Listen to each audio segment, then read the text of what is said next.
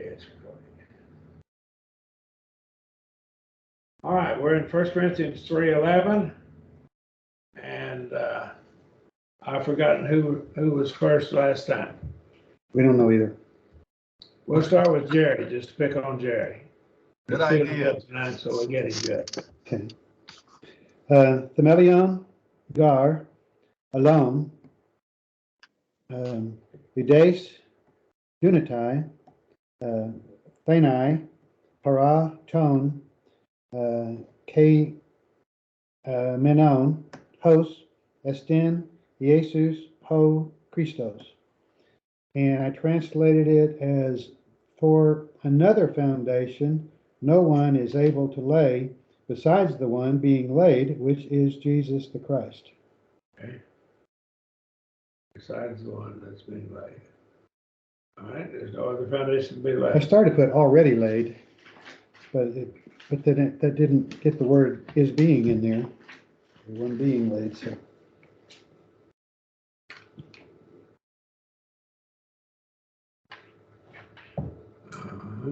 That's a middle passive participle is what it is. Present, masculine neuter present tense participle.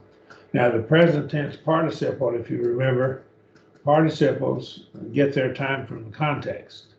They don't take it from the present tense. So a present tense participle from context can be past action, present, or even future. You have to look at the context. And it gets its action or time from the main verb of the verse. Okay. So you need to look at the main verb of the verse. All right. Any questions? All right. So that would be to lay, which would be aorist, wouldn't it? No, well, He's on kimono. kimono is participle. Well, I know, but I mean, It is a present participle. Okay. Middle passive participle. Neuter. I would try to make it past tense, but still being laid, make it with it present. But, So you pick it up from Dunatai is where to pick it up. oh, okay. And whatever Dunatai. Let's go back and look at Dunatai. And it gets time from Dunatai. I thought it would be from Thanai. On Thanai, did you put lay? That's the aorist active. Being laid, because it's aorist. I made it past tense. It's an infinitive though, and it's So- not a verb. Yeah, I didn't know how to, oh, it is infinitive, isn't it? So that's why I didn't take it. I took Dunatai. Oh, yeah, I put to lay on that one, too. No other foundation, no one is able to lay besides the one being laid, which is Jesus Christ. Okay. Which I really wanted to have been laid, but didn't say You that. can't come up with the one of the same nature as Jesus, all those say. You can't come up with a foundation of the same nature as Jesus. All right, the Jews had tried to build without using the Jesus, but they got in trouble with it. And there's several passages that show that, okay? This, of course, is a metaphor where Jesus is the foundation of a building, of course. And he's going to identify the building in the following verses. But Paul in 1 Corinthians 2:2, if we go back a chapter, is laying the foundation, preach Christ in the process of laying the foundation. So he preached Christ. So that's what he did. I translated, as you see on the screen here, no other foundation can no one lay. For other foundation can no one lay up than that which is laid, which is Christ Jesus, Jesus the Christ. All right. Any question? Oh, take out the word being. The Messiah. And I think stressing him being the Messiah is the key. The Messiah. Okay. All right, verse 12, if you would. Any questions or comments there, James? No, sir. Sounds good. Okay, Chris, could you take verse 12 for us? Yes.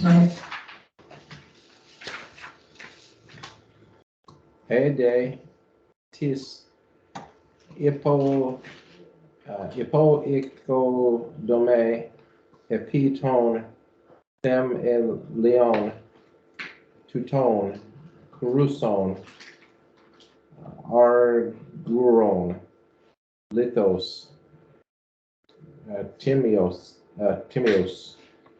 Zula, Cupton, Columane, Columay.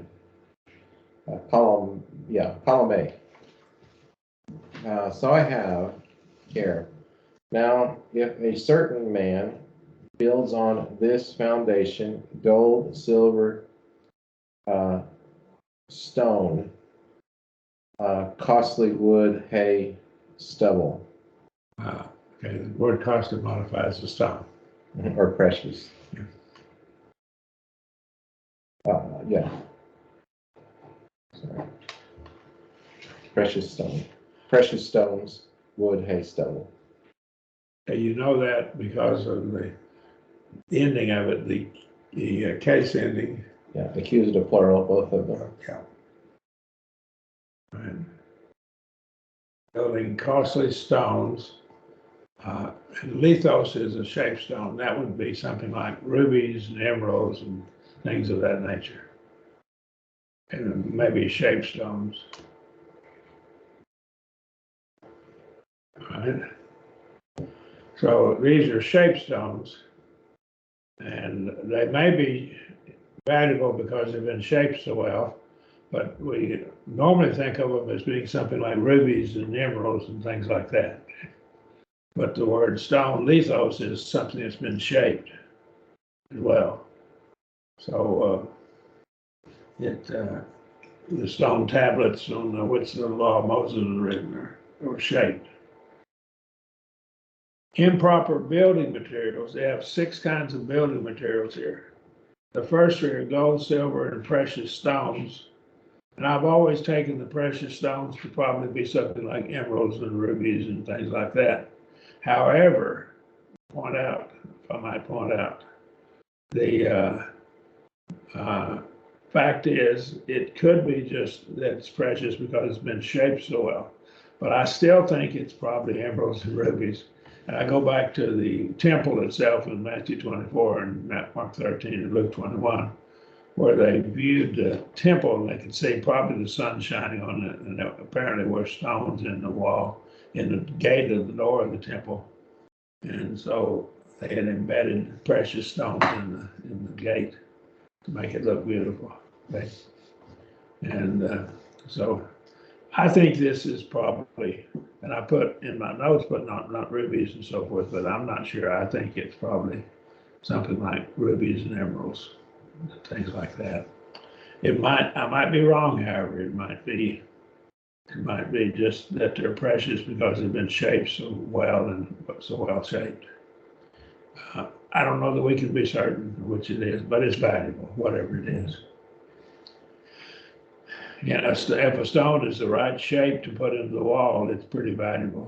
And all the work that have to go into shaping a big stone to put in the wall of the temple. Then those first 3 are durable as opposed to the last 3. And so the thing is when it gets to be burning, improper building materials, and this is talking about people, and it goes back to the wisdom of the world now.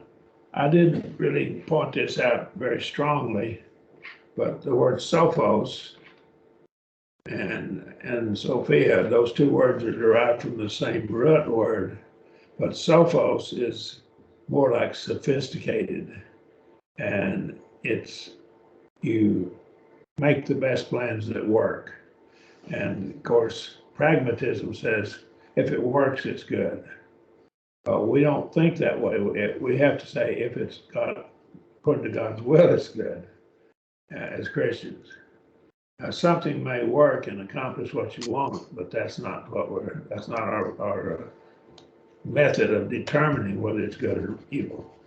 The scriptures determine that. So Sophos is a sophisticated person, and it may be that it works because it's right. But Sophia is a wisdom that's always good. So the difference between Sophos and Sophia in the earlier verses of this chapter, and that's sigma, omicron, phi, omicron, sigma, Sophos, and Sophia is sigma, omicron, phi, iota, alpha, I believe, yeah. Iota, I have to write it out to see. But those two words, let me just put them on the screen up here and then I'll get rid of them, okay?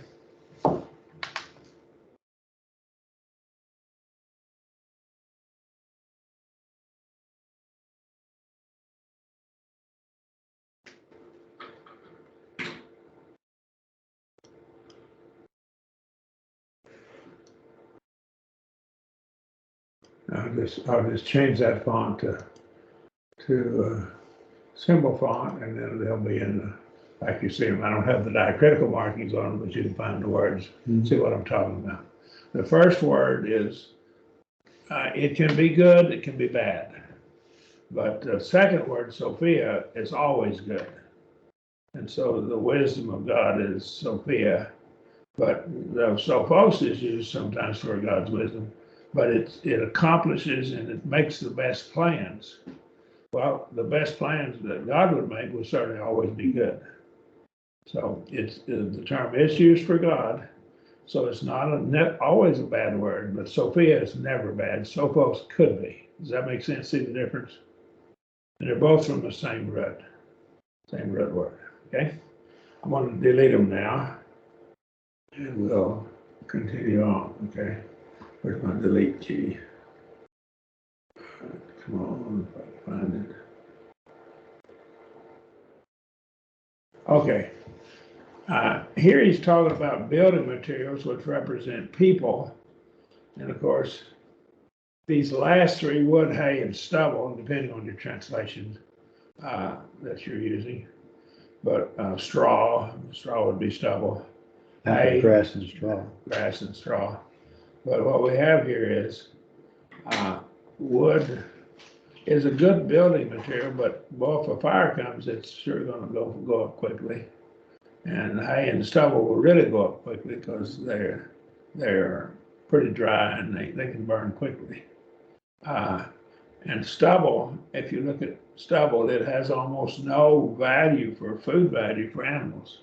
If you feed cows and horses, you feed them wheat straw, after the wheat's been harvested, they'll starve to death and die. It's almost all cellulose is all it is.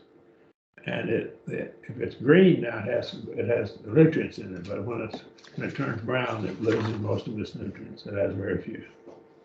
Now, it may have some minerals in it, like things like calcium and stuff in it, but it doesn't have any other nutrients it need. Just a few minerals. I didn't take it as the people were converted by the wisdom of the world, but that there was just not good soil for the conversion. And so because some would fall away and they would turn out to be wood, hay, and stubble because of verse 14. But when we get there, I'll see if I did that one wrong, and then I might have taken this one wrong if I did 14 wrong. The people converted, I've said by the wisdom of the world, but your point could be right. It could be that they're just not good soil to begin with. Some people don't have depth of character, and so. But you still take the word to them, and you still do your best with them. Yeah. Because verse 14 says they may turn, they may not survive the fire, but you delivered yourself. And so I took it as it was all done correctly. They just weren't. Some didn't make it. But I think we'll get there.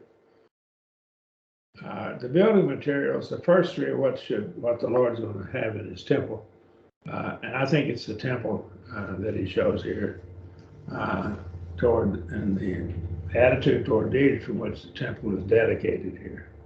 I think that's what we see. Building, making converts. I've taken it by worldly wisdom. It elevates the words, the ideas of men above the words and ideas of God. And making converts by heavenly wisdom properly elevates the words and ideas of God. However, I may have to rethink my points here. Jerry's made a point here, and I'm having to rethink it. So we'll look it back over because he's certainly making a good point here. I translated, well, for certain one builds upon this foundation gold, silver, valuable shaped stones, wood, hay, and stubble. All right. And so he builds with all of these things. Well, I put if anyone, and I thought, well, yeah, but if a certain man could, I mean, if you convert enough people, some of them are going to be faithful, some aren't. I've baptized people that it didn't take long for them to fall away, and it's kind of a disturbing thing. Try to study. Yeah, you have a lot of you in that, so it's like you lost a family member almost. Yeah. Right. Right. Let's go to verse 13. Maybe we can see how it works, okay? Verse 13. That'd be James. James, if you would, please.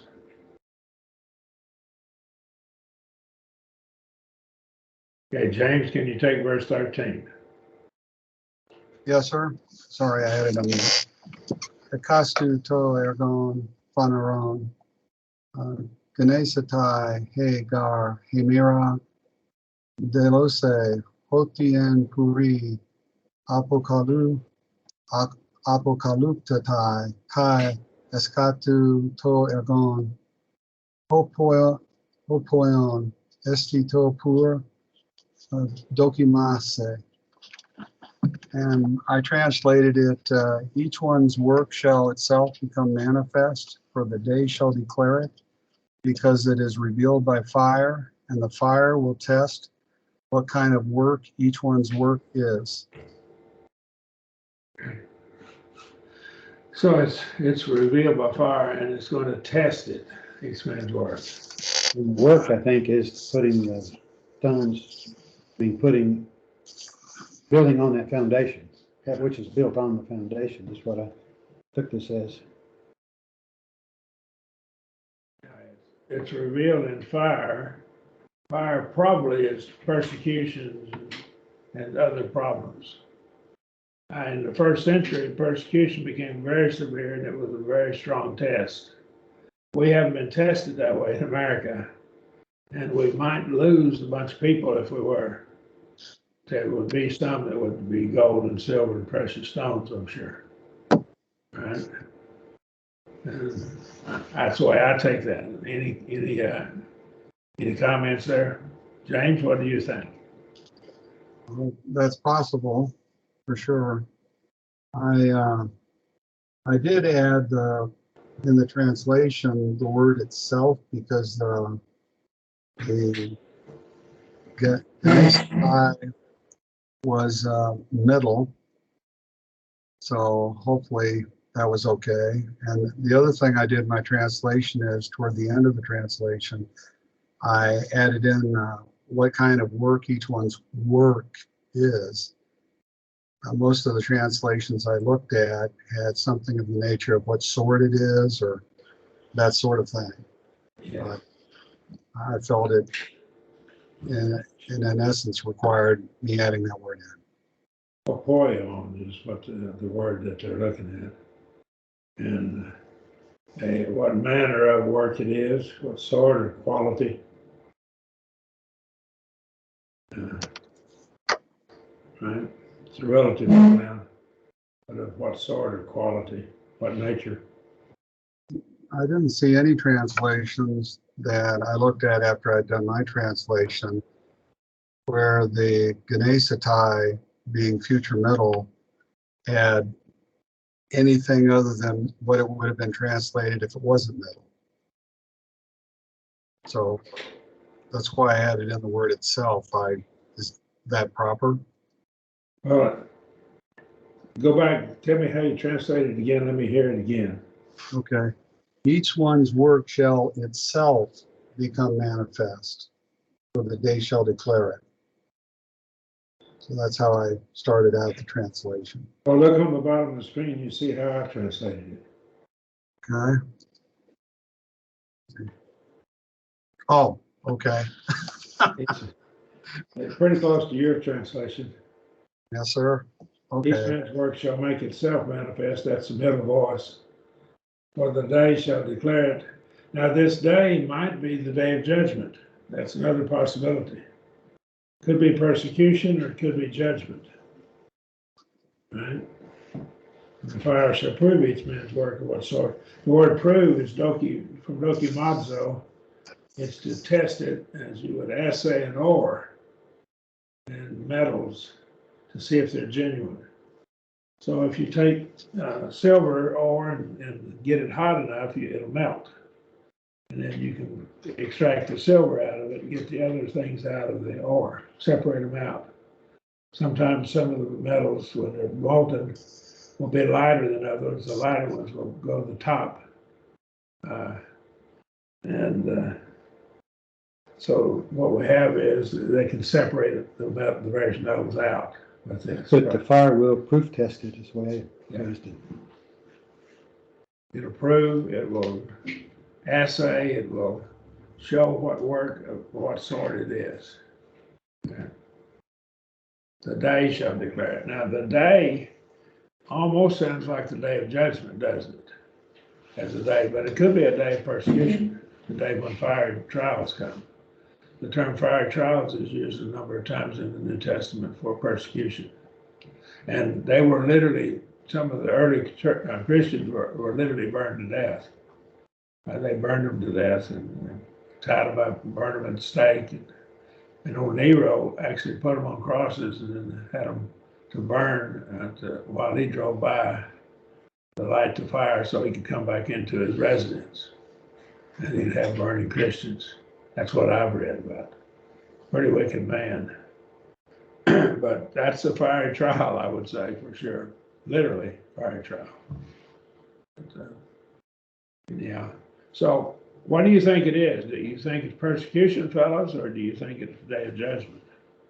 Or something else? I took it as persecution because as time goes on, it keeps happening, that people, you convert people and some are strong and remain strong and some don't, so I just took it as persecution. The work shall be made manifest, for the day shall declare a day of persecution. Hey, James, you got any ideas there? I was leaning toward judgment myself. Okay. That it had to do with the Certainly, building foundation. Go ahead. Jerry said certainly that would fit. It certainly fit. I don't know that we can be certain of this. I've taken it to be persecution, but as I pointed out, it certainly might be the judgment. But it's a time when we're going to be tested. Of course, on the day of judgment, everyone's tested. See, and the fire of hell and those that are not faithful will be cast into outer darkness and lake of fire. So that would fit quite readily too. Okay. Here's the comment of the translators. Maybe go with yours since day is not capitalized, and often they'll capitalize day when they think it's the great day. That makes me feel good, but yeah, that's their view. It seems to be, since it's not capitalized, like a Hebrews is with the day there. Yeah. All right. Well, I think we have to conclude. I've come down to one of two things: persecution or the day of judgment. But either way, those that aren't what they ought to be as far as material is concerned will fall away and be lost. And they would have rejected the Christ in the persecution too. Now, if we go back to the parable of the sower, I believe that's in Luke 8 and Matthew 13, I think. It might be in Mark's account, but I can't remember. But anyhow, the parable of the sower, they have different kinds of soil. And the good soil brought forth plentiful, and that would be the wood hay, that would be the gold, silver, and precious stones. And it brought forth in one of the parables, one of the accounts of it, 50-fold and so forth, and 20-fold, 50-fold, 100-fold, or something like that. But I would say it's the background of it's the same. That parable of the sower seems to be the day of judgment, though, to me. But the fruit is the evidence of their service of the Lord. And of course, the harvest would be probably the end of the world or the end of their life, at least. Right. Now then, let's go to verse 14. I've said more than I need to be saying. Back to Jerry. Jerry, could you take verse 14 for us, please? Atinos, to, ergon, mene, ho, epo, kodom, mason, misthon, lesetai, and I put it, if the work of anyone or a certain one, which he built up, endures, he shall receive to himself a reward. Okay. I said 14 was the one I was thinking about, but it's 15 is the one that has the So thing. for man's work abide, he shall. So the work is in this case is, The building up upon the foundation. so Converting it people, I abides. He built with gold, silver, and precious stones. See? Right? But what reward? So that would abide. He shall receive a reward. I believe in degrees of reward and punishment. Degrees of punishment is pretty easy to prove. Some beaten with few stripes, some with many. Degrees of reward is not as easy to prove from the scripture, but I'm satisfied that it's taught there. And I think what it is that I think a person who grows spiritually will have a better ability to appreciate heaven. And I think what we do is we just gain, as we mature and become stronger Christians, heaven will be more pleasing to us. But here's another thing that could please us. Seeing the people we have taught and influenced that are in heaven will probably give us great joy. And the more that we have there, I think the greater joy. I just think we're equipping ourselves to enjoy heaven and to be there and get all the pleasure out of it. I think the more we've served the Lord, the more fervor we've had, I think we're going to have a greater capacity to enjoy. That's what I think it is. I think the people that haven't worked quite as strongly but are still faithful, haven't done near as much, I think they'll still fulfill their capacity and they'll enjoy heaven to the fullest of their ability. I think some will be better able to appreciate it. That's just my theory, and it's my thinking on the matter. Any questions or comments? Well, it makes sense because if we've done everything we're supposed to, we're still just servants, we're still done whatever we're supposed to do. And so that wouldn't be the reward. So it would have to be something that you bring to yourself, because you're going to receive to yourself or receive to himself a reward. It's middle voice. I looked at verse 15 and said the reward cannot be referring to the salvation of the teacher, because our salvation is dependent on the fidelity of our converts. We see that in verse 15. It must refer to a greater degree of reward in heaven, 1 Corinthians 3:8. It could also serve as a warning to teachers of a heavier judgment, James 3:1. So when they take on that role as a teacher, we have this greater judgment, greater obligation to be sure we're teaching the truth, because we can influence other people in the wrong way if we're teaching error. And so we need to be very careful. We take on that role. It's a good role. It's a good thing to do. But you better be careful. You need to be careful that you're always trying to do what's right and be sure you studied it out. James 3:1. If I understand your comments correctly, then the persecution back in 13 and it is now you've shifted to the judgment. So in other words, 14 and 15 relate to the judgment, but 13 relates to persecution. You just give me a hard time, aren't you? You might drive me away from my position. Well, I'm just trying to understand and clarify. I'm gonna have to look at that, because that very easily could be heaven itself, Judgment Day. Right? But they're so tied together because the whatever happens in this life, at the end of a person's life, it's set. Then in the judgments when it becomes official. So it's really hard to distinguish the two. Whenever the thing is happens, because I think if you're in paradise, you're going to see the people you saved too, and you're going to have the same kind of good feeling in paradise as you will when the judgment day happens and you do it in heaven. So how do you separate the intermediate from the final? Kind of hard to do. Well, I'll study on it, restudy it. Okay, but it seems to me that it's persecution, and that this here is probably judgment. Okay, and the reward we receive. Okay, but those people, fire was almost literal. Probably it's a figure of speech for persecution, but it certainly was literal. Well, I think it's. But the fire, it tried, or dokimazo, it sifted out and purified. And so, but hell won't purify Christians. So that's part of why I would argue that it's probably persecution. Persecution can make us stronger. I'm not wanting persecution. No, don't get me wrong. I'm not looking for it.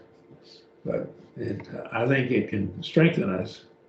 It makes us decide what really is important. We have to make a decision at that point. So the purifying or the proving of our works at that point, it assays and shows what they are, the difference. Of course, you could argue that hell does that too. Yeah. If you go that way, then that's obviously the clear indication that you were with hair stubble. I'm being wishy-washy here, aren't I? I stand with my friends, and my friends are on both sides, so I stand with both of you, all three of you. Well, I mean, it really is difficult to separate those out. I just wrestle with it too. All right, so we go on. Sure. Certain man's work abides which he has built thereupon, he shall receive if a certain, he shall receive a reward. And if it abides. And again, I think the reward's going to be there. And even in this life, you'd get a reward if you had taught somebody and they were able to stand firm and be faithful in the light of persecution. I think we would have great joy in that. I think we would. But it would be sorrow if we had taught someone and they weren't strong enough to endure persecution and they fell away. Right? All right, verse 15. Now, James was last, or was Jerry? Jerry, were you? I think I was. Okay. Chris, could you take verse 15? Yes. Enitenos tu ergon kata keesetai zemino the setai atos de sothe setai utos de os hos dia puros. So I have if a certain man's work shall be burned, he shall suffer loss, but he himself, he shall be saved, yet so as through fire. So he's going to be saved yet so as through fire. But he is not saved through hell, but he could be saved as a result of him being faithful in the persecution. That's part of my reason for it, I think. But again, Well, I took this work as one who converts somebody. So if you converted, if you built on the foundation, but you built with wood, hay, or stubble, and that didn't survive, well, then there's a loss. I mean, you feel a loss, but you did your work. You still provided yours, so you have delivered yourself.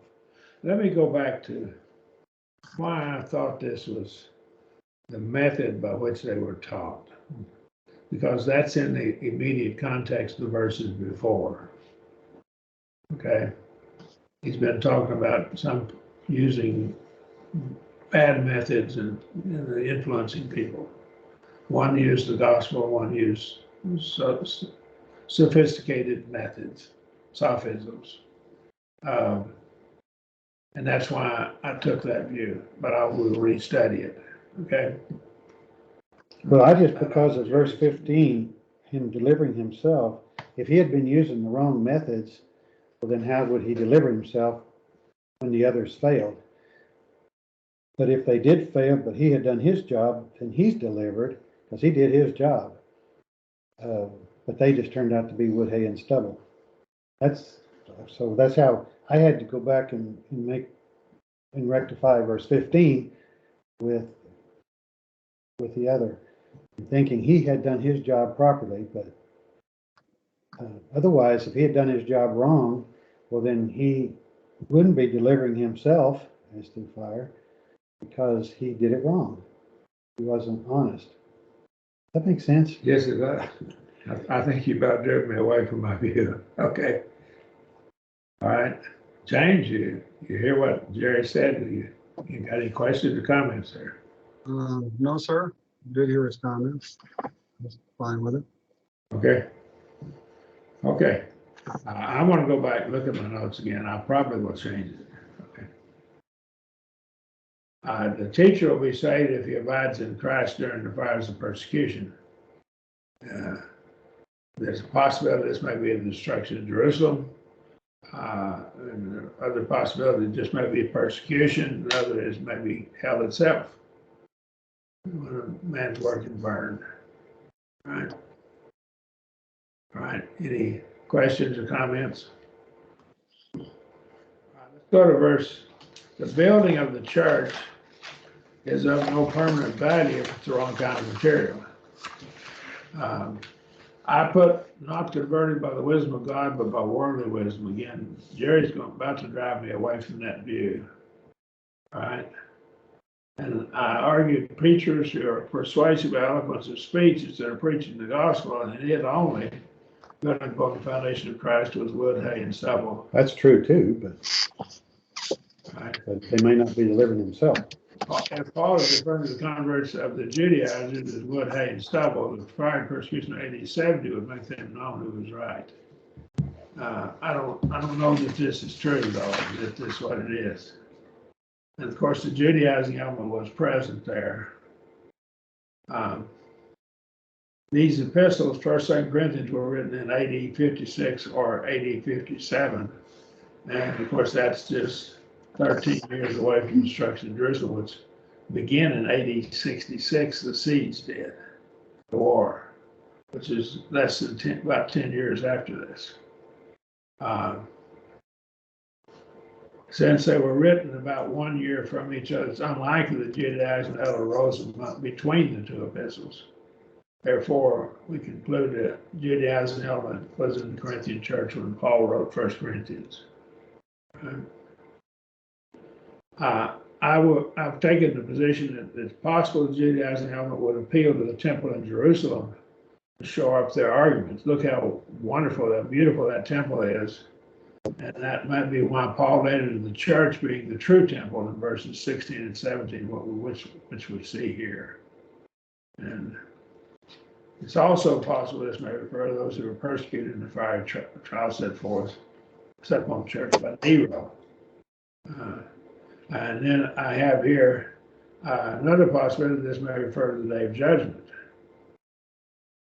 Of course, the Roman Catholics use this verse to support purgatory, one of their arguments for purgatory.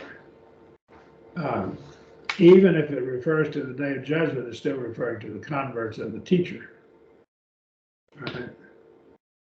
And the fiery trials of persecution or hell itself would reveal the character of the convert.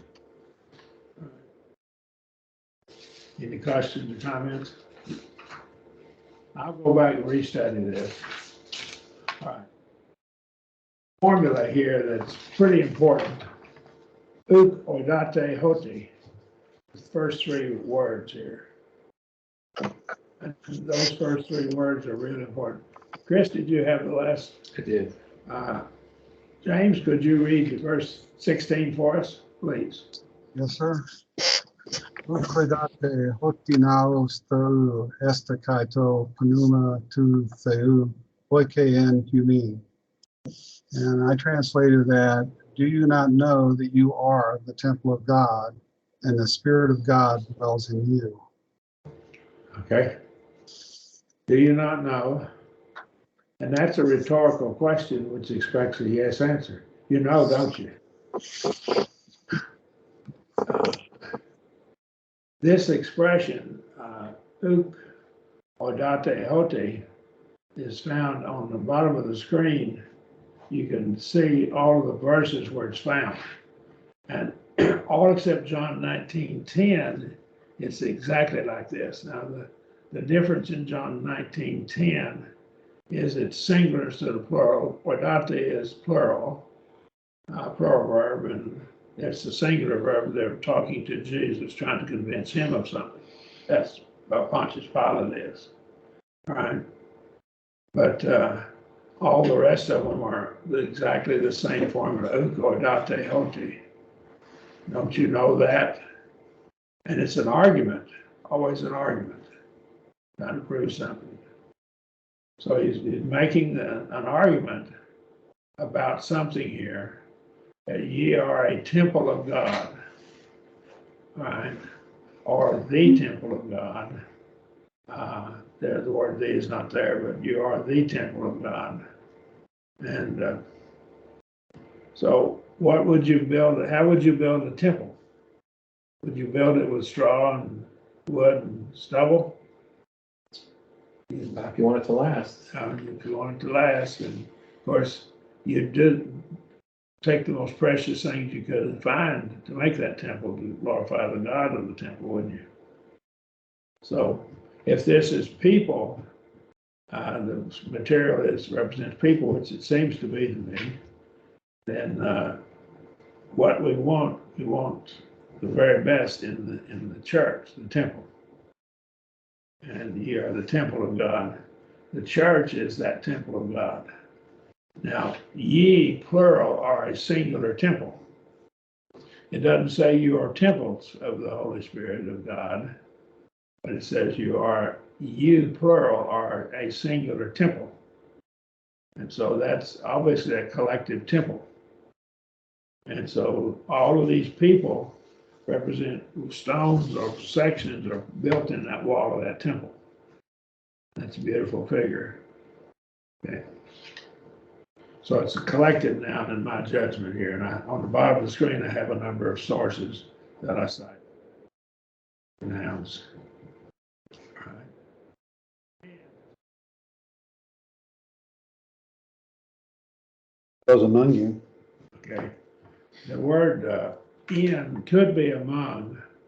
And if we go back to the Old Testament, in 2 Corinthians 6:16, and the bottom of the screen, you can see what I have here. In this passage in 2 Corinthians 6:16, he talks about the temple of God, God, the Spirit of God dwelleth in you. And it's a quote from Exodus 29:45-46, Leviticus 26:12. And this is the context of 2 Corinthians 6:16. I think it's a remote context of this passage. And in this quotation of 2 Corinthians, Paul uses the Greek word in for the Hebrew word here. And the Hebrew word that he's quoting from means in the midst of or among. There's a different Hebrew word for the word in. In has two different words, among and in, two different prepositions. But Greek has one preposition that covers both. So I think it should be among, both among you. And that's my argument here based upon the verses of the screen here that you can see. Any questions? I view this as there's a place and you have all these candlesticks there, and the Spirit of God is in the midst of those candlesticks. And that comes from Revelation, of course. And that is the church, that place, that is the church, and each individual congregation then has a candlestick in that place, the church, which is also the temple. And then the Spirit of God is among them. Because that's what Christ was doing. He was walking among the the lampstands and checking them to see if they were good or bad, proving them, and if the ones that didn't change, they could have their candlestick removed. So that to me is what this is saying. But in 2 Corinthians 6:16, which is quoted, I have it all on the screen now. Mhm. The Hebrew word that's found there, translated among, and or in the midst of, is translated both those ways, but not translated in the midst of. And so the Spirit was among or in the midst of the church. And just like God was among his people in the Old Testament when they were faithful. And he ceased to be among them when they ceased to be faithful. He left them. And if you study it out fully, I think you'll see that from the Old Testament. All right. So my translation, do you not, rhetorical question, that you're a temple of God and that the Spirit of God dwells among you. Right? Could you make that God's temple, make it possessive? God's temple, temple of God and God's temple are the same thing in my judgment. God's temple would be okay. You're God's temple. So, Mr. Fox, Yes. you made the comment that you thought this was a collective noun type situation. Yes. When would it not be? When you have the plural pronoun and in this case a masculine noun that's singular. How would it be translated otherwise? Well, you plural are a singular temple. That to me just tells me it's the collective noun. So there would not be a situation where it would be otherwise, is what I'm trying. Well, I think we would almost be driven to it, collective noun. I don't know why brethren have to recognize that.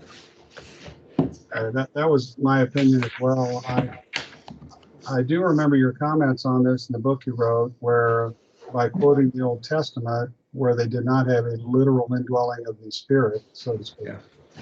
that the comparison Paul made would not be in the New Testament to the literal indwelling. Well, that was a okay. good analogy. Okay, well, we've ended the class. So do you have any other questions or comments? No, sir. All right, anybody? No. I forgot to give us a 5-minute warning. Forgotten